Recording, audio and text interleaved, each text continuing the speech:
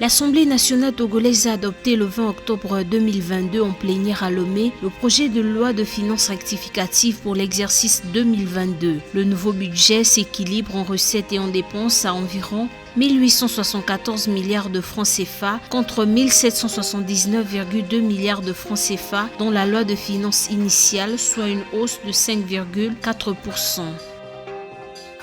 Les secteurs primaires et tertiaires du Sénégal devraient poursuivre leur dynamique de croissance en 2022. Dans le secteur primaire, l'activité est attendue en hausse de 6% en 2022 contre moins 1% en 2021. Le secteur tertiaire, quant à lui, bénéficierait de la bonne tenue de l'activité du secteur primaire, notamment du sous-secteur agricole.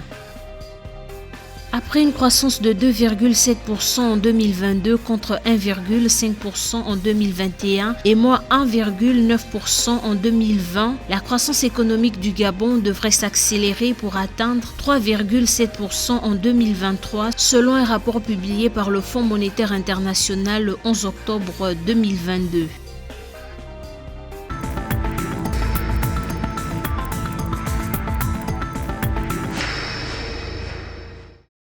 Initialement prévu à 1779,2 milliards de francs CFA, l'Assemblée nationale a adopté jeudi 20 octobre la loi de finances rectificative 2022 du Togo qui équilibre le budget en recettes et en dépenses à 1875,8 milliards de francs CFA, soit une hausse de 5,4%.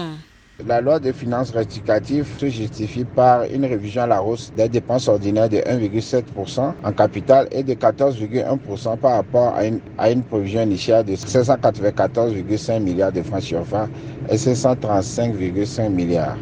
Cette rectification était nécessaire pour prendre en compte des dépenses nouvelles afin de satisfaire aux impératifs sécuritaires et aux dépenses sociales en vue de protéger le pouvoir d'achat des ménages, notamment les couches les plus vulnérables, ainsi que le réajustement de certaines dépenses à l'issue du suivi régulier de leur niveau d'exécution. Le chef de l'État togolais a pris des mesures pour augmenter les salaires, pour aider les couches vulnérables et il fallait donc augmenter les recettes, les dépenses. Donc il fallait une loi rectificative pour prendre en compte justement cette nouvelle politique généreuse à l'endroit des couches vulnérables.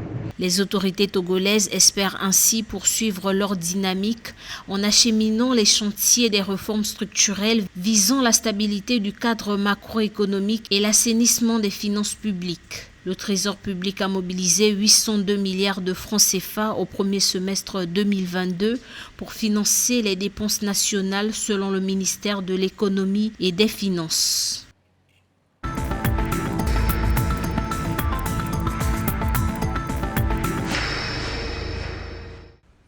Malgré les difficultés liées aux effets néfastes de la pandémie de Covid-19, les secteurs primaires et tertiaires du Sénégal devraient maintenir une croissance de 6% en 2022. Dans le secteur primaire, l'activité est attendue en hausse de 6% en 2022 contre moins 1 en 2021, tirée par tous les sous-secteurs de l'agriculture, de la pêche et de l'élevage. S'agissant du secteur tertiaire, il devrait poursuivre sa dynamique de croissance suite aux différentes mesures de soutien initiées par les autorités sénégalaises. Ce secteur bénéficierait de la bonne tenue de l'activité du secteur primaire, notamment le sous-secteur agricole, à travers notamment les services de transport et commerciaux.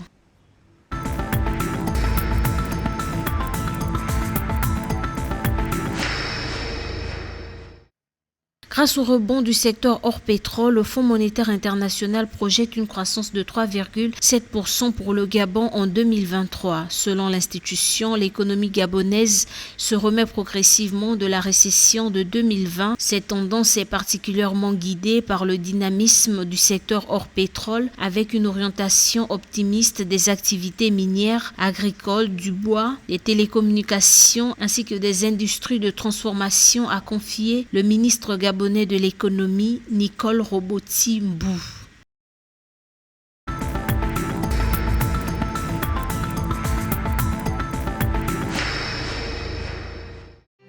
100 milliards de dollars, soit environ 1 milliard de dirhams. C'est la somme que prévoit investir l'homme d'affaires égyptien Naguib Sawiris à la tête d'Orascom Investment Holding au Maroc. L'annonce a été faite à Casablanca en marge de la 3e édition du Choiseul Africa Business Forum. Cet investissement initial permettrait au groupe de Naguib Sawiris de tester le marché dans le secteur des nouvelles technologies. Orascom cible plus précisément l'industrie des batteries pour véhicules électroniques.